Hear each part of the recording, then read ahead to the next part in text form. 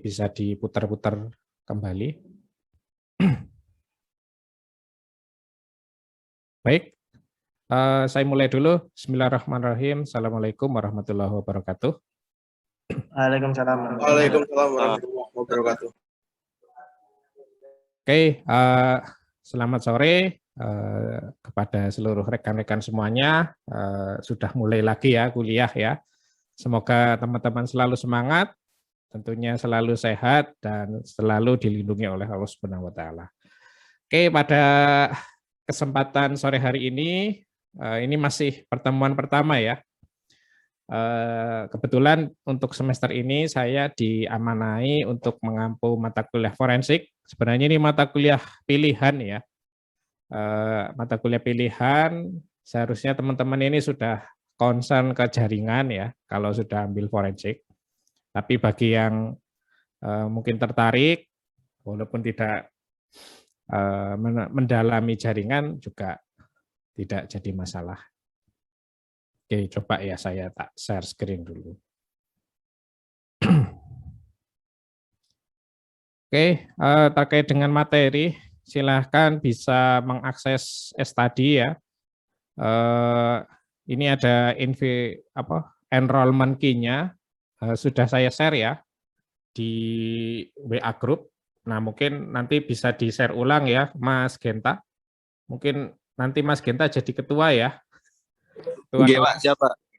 Oke, nanti silakan di-share ulang URL study beserta enrollment key-nya. Seperti itu. Berikutnya adalah terkait dengan kontrak mungkin ya, awal kuliah. Oke, sebentar. Oke, semester 7 ini mata kuliah pilihan SKS-nya 3. Ya, identitas pengampu saya kira sudah kenal semua ya, nggak perlu kenalan. Seperti itulah kurang lebih.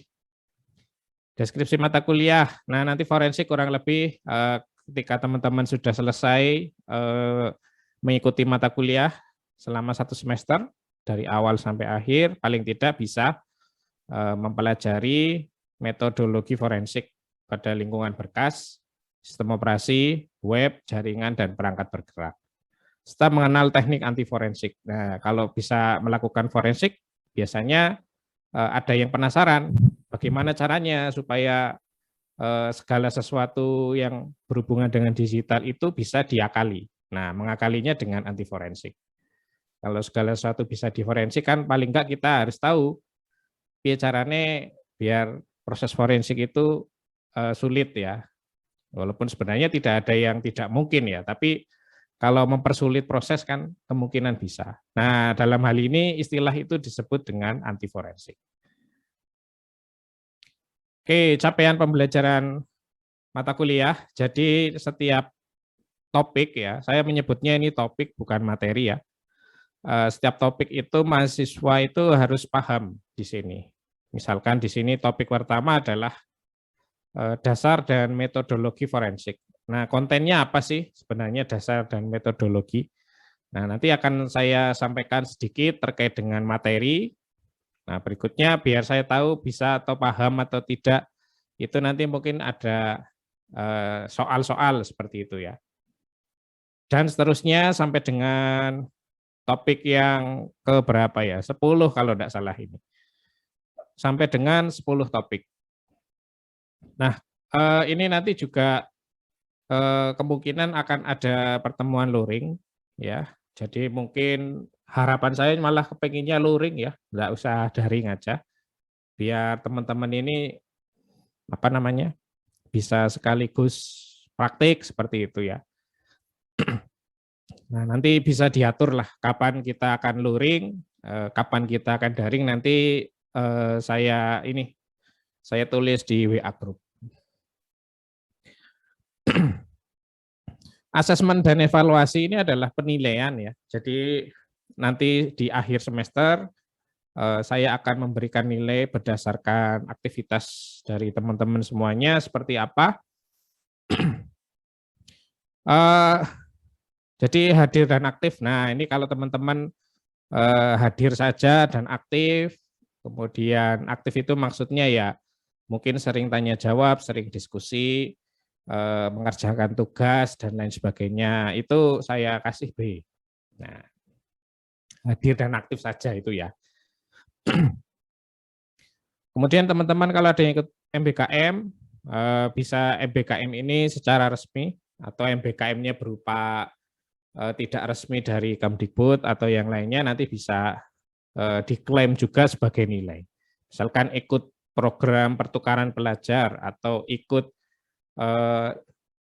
kuliah di perguruan tinggi yang lain, dalam negeri maupun luar negeri yang kompetensinya bersinggungan dengan forensik, nanti bisa diklaim dari nilai di situ, tanpa perlu mengikuti kuliah saya. Kemudian bikin project ya, kalau teman-teman senangnya bikin project, bikin aplikasi, silakan bisa dilaporkan ke saya, nanti langsung dapat A. Nggak pernah kuliah, nggak pernah ngerjakan tugas, tapi punya produk luaran ya, bikin project, nah nanti bisa dapat A. Kemudian bikin proposal sampai dengan desain program juga dapat A.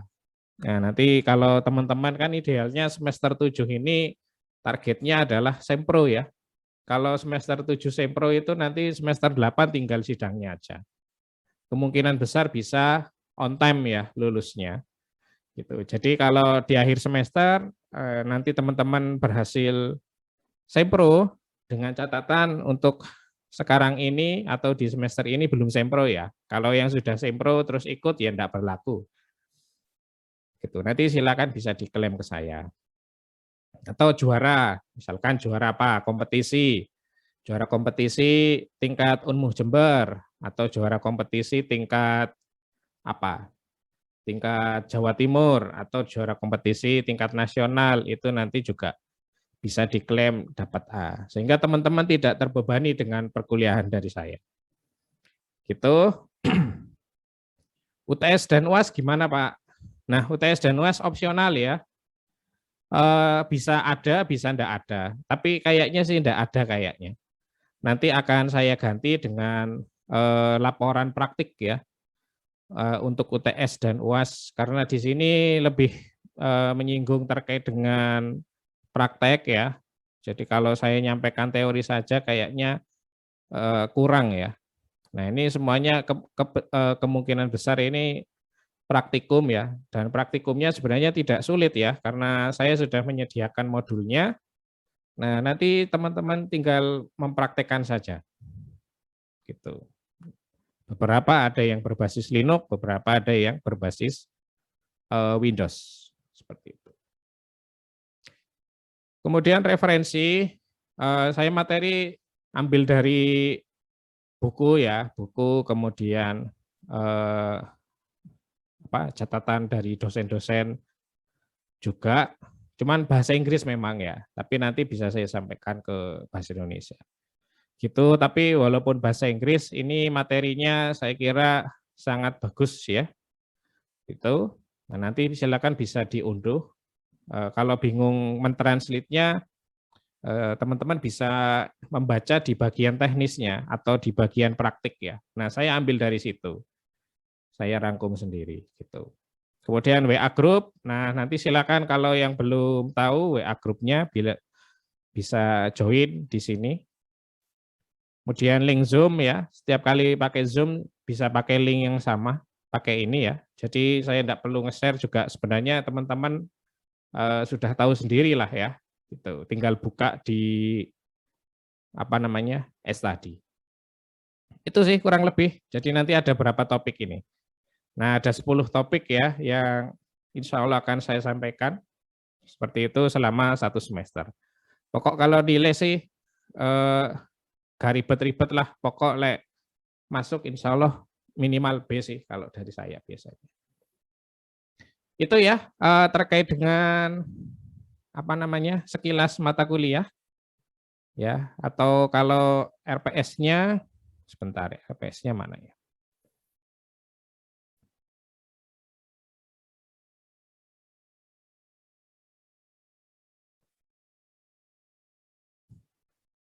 Oke, itu kan sekilas di S tadi ya. Kalau terkait dengan RPS, nah ini sebenarnya bahasa resminya ini ya, versi prodi ya, itu ada RPS. Jadi rencana pembelajaran dalam satu semester itu apa saja, nah itu harusnya ada di RPS.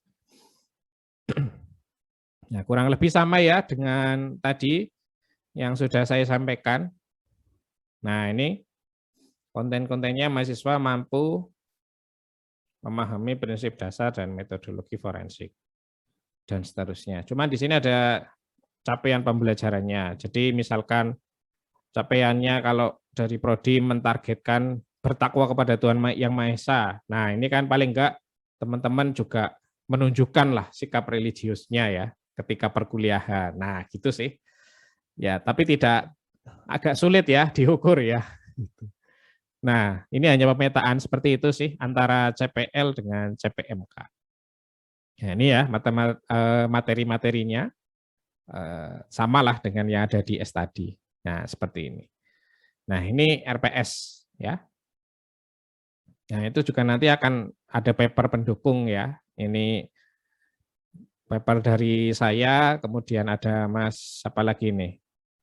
Lukman, Mas Sultan, Ahmad Sultan Hakim, Mas Dermawan, Mas Darmawan juga. Darmawan itu Darmawan Ramadana ya, mungkin Nuzul kenal ini. Nah, ini bagus ini papernya dulu ya. Kebetulan dengan saya dan lain sebagainya. Wah, baguslah itu. Untuk aplikasi, untuk praktik biasanya saya pakai oksigen forensik, bisa di-search ya. Kemudian FTK Imager ya. Forensik Toolkit ya. Mobile Edit Forensik, Autopsi, Formos, Exif Tool, dan distro pendukung. Distro pendukungnya juga banyak ya, ada Kali Linux, kemudian ada Digital Forensik OS ya, apa Dev kalau tidak salah ya, namanya Dev. Tapi nanti karena di lab itu kurang memungkinkan, jadi kita ambil tools-toolsnya saja. Jadi tidak perlu kita install di distro Linux di lab, sepertinya tidak perlu, saya kira. Oke, itu kurang lebih ya. Ada yang mau disampaikan? Mungkin Genta atau teman-teman yang lain silahkan.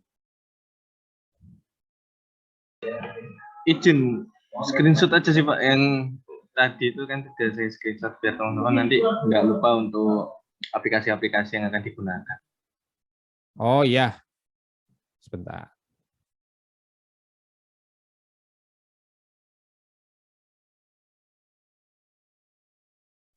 Pak, mau tanya Pak. Ya, silakan Ini bisa di screenshot. bakalannya kuliahnya ini tatap muka atau daring Pak? Pengennya sih tatap muka. Gimana? Apa ada yang di luar kota kah? Siapa?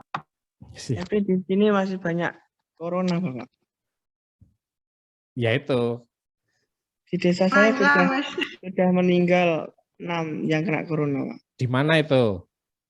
Di Banyuwangi. Waduh, kok ono corona toh? Saya kira sudah tidak ada. Kanan saya itu habis sembuh kena corona Pak, anak 3. Oh. Oke, ya mungkin bisa diatur sih kalau masalah itu ya. Saya sih berharapnya sih teman-teman juga sehat selalu ya. Gitu. Iya, tapi karena trennya sudah turun ya, dari apa Kemdikbud juga kemarin sudah menyebarkan edaran bahwa kita itu boleh menyelenggarakan tatap muka, tetapi terbatas memang. Artinya mungkin dibatasi sekian orang ya. Gitu. Cuman kalau saya itu biasanya los ya, walaupun dibatasi, wis ayo wis rek mlebu lah. Oh niatnya apik kok gitu. Biasanya gitu kalau saya. Tapi kalau teman-teman merasa misalkan kondisi tidak memungkinkan untuk hadir secara luring, ya enggak apa-apa, nanti bisa minta izin lah. Terus gimana Pak nanti kuliahnya? Nah nanti kuliahnya nanti bisa inilah untuk apa namanya, eksplorasinya mungkin ada yang ngerekam gitu, atau ada yang record atau apa. Gitu. Bolehlah seperti itu. Bisa diatur lah tetapi kalau memang banyak yang tidak bisa hadir. Kalau misalkan yang berhalangan mungkin hanya 1 orang atau 2 orang, nah nanti bisa inilah minta tolong ke teman-teman yang lain. Kira-kira tadi yang saya sampaikan di kelas itu apa saja. Itu kan saya kira bisa. Itu ya, rencana sih masih, Mas. Rencananya tetap saya adakan luring khususnya untuk praktek. Iya, Tapi Pak, kalau mohon maaf. memang kurang memungkinkan ya nanti tetap daring. Ya Pak, saya mau maaf tanya. Ya harapan saya daring aja karena masih banyak yang kena yang kena COVID itu Pak. Oke, Biar bisa. Indonesia membaik dulu baru kita tetap muka Pak gitu. Oke, cobalah saya terima ya usulannya. Saya tampung, Pak. Ini Bapak matur suwun Bapak. Oke, Mau tanya Pak Triawan. siap, monggo. Jadi untuk saya lihat ini kan di pendukungnya itu ada sebagai acuan-acuannya Pak, dan aplikasinya tuh kan sudah anggapannya dari jenengan sudah ngasih rekomendasi Pak. Semisalkan nih dari teman-teman itu ada yang pakai aplikasi di luar yang sampean rekomendasikan tuh tidak apa-apa tak Pak? Nggak apa-apa, yang Oh, penting kan tujuannya. Kalau produknya nanti ini ada tugas akhir atau gimana sih Pak? Opsi aja sih itu tadi, Mas. Oh, Jadi misalkan teman-teman itu kan idealnya semester 7 itu paling enggak kan harus bisa bikin produk ya. Artinya misalkan kayak Mas Nuzul nih, misalkan sudah fokus di software engineering misalkan. Karena sudah sering bikin project, nah boleh itu nanti di mata kuliah ini bisa disampaikan, Pak saya mau inilah setor project. Misalkan project itu berkaitan dengan forensik, apakah itu untuk identifikasi file atau untuk apa namanya reporting file, kemudian untuk analisis file, analisis apa namanya apakah file itu masih otentik, apakah file itu sudah berubah dan lain sebagainya, tetapi dalam bentuk aplikasi. Nah itu silakan bisa disampaikan ke saya. Atau aplikasi yang berhubungan dengan topik-topik ini. Misalkan topik ini adalah terkait dengan forensik di sistem operasi, yang membahas di lingkup sistem operasi. Nah, aplikasinya apa? Misalkan aplikasi untuk mencari database signature malware misalkan. Nah, dari sebaran malware yang menginfeksi sistem itu dengan aplikasi itu bisa mudah dikenali, misalkan ya. Nah, itu bisa. Intinya di proyek itu harus berkaitan lah, paling tidak dengan kompetensi-kompetensi ini. Gitu. baik Pak, terima kasih Pak atas jawabannya. Oke. Terus proposal juga, walaupun belum disemprokan gimana, ya nanti bisa diatur lah. Paling tidak pernah membuat satu proposal utuh, jadi yang siap disemprokan itu ya diperbolehkan. Gitu. Paling tidak seluruh mahasiswa di sini minimal lah ya, minimal nanti hasil akhir mata kuliahnya selain memahami berkaitan dengan forensik, harus ada satu proposal tugas akhir yang sehingga bisa disemprokan lah. Semester 7 akhir sempro sebenarnya ini ya on time lah kalau teman-teman bisa lulus ya. Semester 8 anggaplah sampai dengan 1 tahun, 4 tahun lah ya, bisa lah selesai saya kira. Idealnya kan mengerjakan TA itu kan 1 tahun lah. Mulai semester 7, semester 8 idealnya selesai. Belum masuk ke materi, ada yang pernah dengar istilah forensik?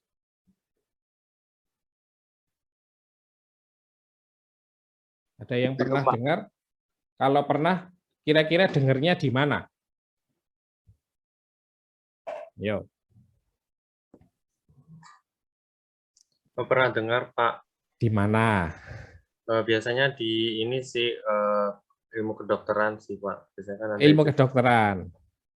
Tugasnya ngapain itu? Kira-kira? Biasanya sih kalau orang awam sih ngiranya mesti akan berhubungan dengan mayat loh Pak. Diapakan kira-kira mayat? Dibedah, Pak. Dibedah, betul. Tujuannya untuk ngapain kok dibedah? Wong sudah meninggal kok dibedah? Diteliti, Pak. Diteliti. Oke. Terus kalau sudah diteliti hasilnya apa biasanya? Biasanya itu nanti ada tatapannya Pak. Biasanya kayak ada pengumpulan, terus ada pemeliharaan, analisis, dan mungkin presentasi mungkin. Oke. Ya tujuannya ini biasanya. Kalau ada orang yang meninggal tidak wajar itu ya, itu kan pasti perlu diketahui sebab-sebabnya kenapa. Nah, proses mengetahui sebab-sebabnya itu, misalkan di sini untuk dunia kedokteran ya, kedokteran forensik itulah biasanya yaitu yang dinamakan forensik. Forensik di bidang kedokteran. Jadi orang meninggal, meninggalnya tidak wajar, artinya misalkan teman-teman sehat, kemudian mendadak tadi malam meninggal tanpa sebab, nah itu butuh di forensik. Butuh di forensik secara apa namanya? Secara kedokteran gitu ya. Artinya biar tahu apakah meninggalnya ini dibunuh atau diracun atau disengaja atau diapakan dan lain sebagainya. Nah, nanti ketika di forensik itu jadi ketahuan ya.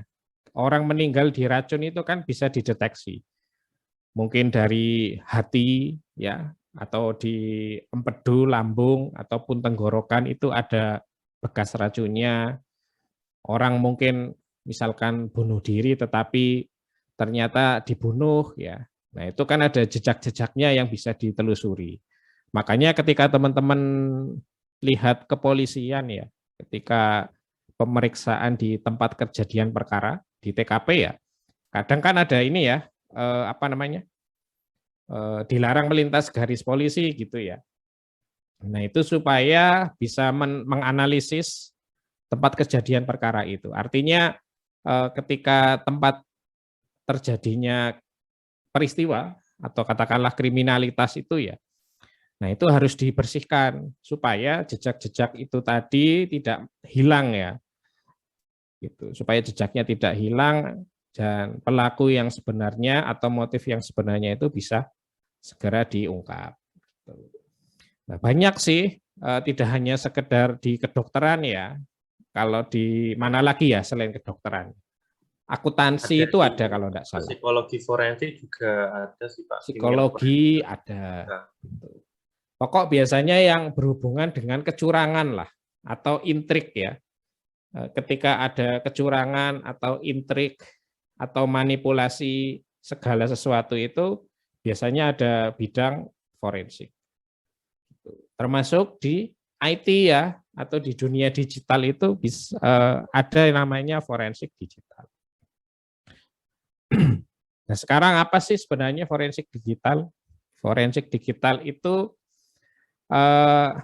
merupakan prinsip yang saintifik ya dalam melakukan pemrosesan untuk menemukan segala sesuatu. Segala sesuatu itu adalah informasi ya yang berkaitan dengan perangkat digital atau media digital. Maksudnya perangkat digital apa? Jadi idealnya itu segala sesuatu yang bisa diforensik itu adalah segala sesuatu yang memiliki media penyimpanan. Itu pasti bisa diforensik. Apakah ada sesuatu zaman sekarang ini yang tidak bisa menyimpan sesuatu? Contohnya apa? Kira-kira. Jarang ya. Apakah ada HP yang tidak bisa menyimpan kontak? Tidak bisa menyimpan pesan gitu. Lucu ya.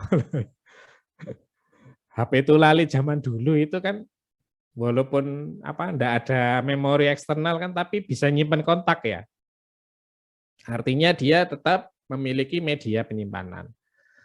Ketika perangkat itu memiliki media penyimpanan, maka perangkat itu bisa kita lakukan forensik. Cuman proses forensik antara device-device itu memiliki tingkat kesulitan yang berbeda-beda. Bedanya apa, Pak? Kalau Android itu mudah diforensik, mudah dilakukan imaging dan lain sebagainya karena tools-nya sudah support semua ya. Mau pakai oksigen forensik tadi, pakai mobile forensik. Di sana itu sudah langsung terdeteksi tipe handphonenya apa, kemudian sumber kabel datanya dari mana. Nah, itu sudah ada semua. Nah, berbeda dengan perangkat handphone yang relatif lama ya, atau jadul, handphone jadul katakanlah tahun 90-an itu handphonenya sudah berukuran kayak batu bata mungkin ya. Nah, itu yang sulit diforensik. Sulit diforensik bukan berarti tidak bisa ya. Artinya penanganan forensiknya butuh penanganan khusus yang biasanya hanya pakai software tadi, mobile forensik. Nah, kalau itu enggak bisa langsung pakai software itu. Nah, mungkin biasanya harus pakai software yang include di hardware yang khusus. Hardware khusus forensik itu kan ada banyak. Kalau teman-teman pernah dengar istilah Wright Broker, kemudian apalagi itu ya, yang bikinannya Israel, saya lupa. Ada itu ya, di software forensik mayoritas bikinan negara Israel. Ternyata pinter-pinter ya Israel itu. Nah, itu banyak ya yang dari Israel. Saya lupa produknya, tapi ada. Nah, biasanya gitu perbedaannya antara perangkat handphone yang sudah modern dengan perangkat yang jadul. Atau menurut Heiser ya, Heiser di bukunya bukunya ini kalau enggak komputer forensik ya. Definisinya adalah preservation. Ini adalah fase pencari data ya, atau fase preparation.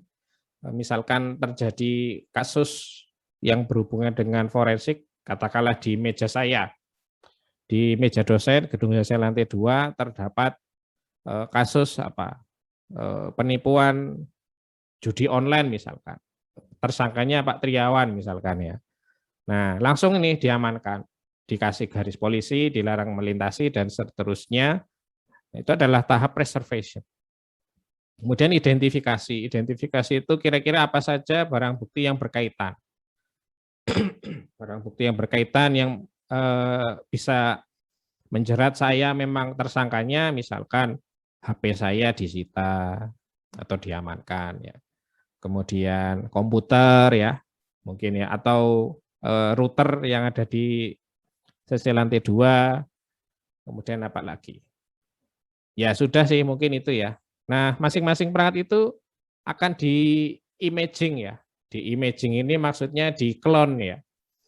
Sehingga data-data yang ada di device asli itu tidak berubah. Bagaimana ketika device asli di-imaging kemudian berubah, Pak? Nah, proses perubahan itu kan sebenarnya bisa dicek dari imaging yang pertama. Imaging yang pertama idealnya ketika proses forensik ya, itu kan akan dilakukan hashing dulu. Ya. Jadi dari barang bukti kita clone menjadi satu image dengan isian data yang sama persis dengan yang ada di handphone. Nah, nanti kita cek lagi di persidangan, apakah sama data imaging tadi dengan yang ada di barang bukti misalkan. Ternyata ketika beda berarti wah ini sudah ada yang mengubah gitu.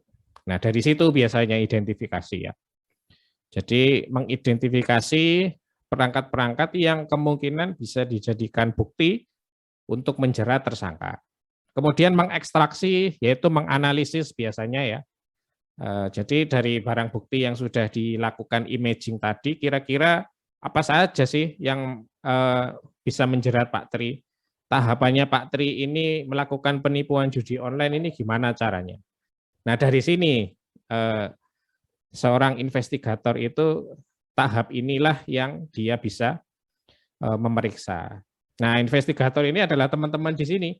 Kalau sudah ikut mata kuliah forensik ya berarti jadi investigator forensik. Idealnya begitu. Berikutnya dokumentasi dari temuan tadi. di tahap ekstraksi, kemudian didokumentasikan dan diinterpretasikan. Gitu. Apa sih kira-kira? Oh, diinterpretasikan berarti disambung ya. Artinya dari temuan kemudian dengan yang terjadi di lapangan, beneran enggak sih Pak Tri ini ternyata bosnya judi online misalkan, atau tukang tipu judi online dan seterusnya.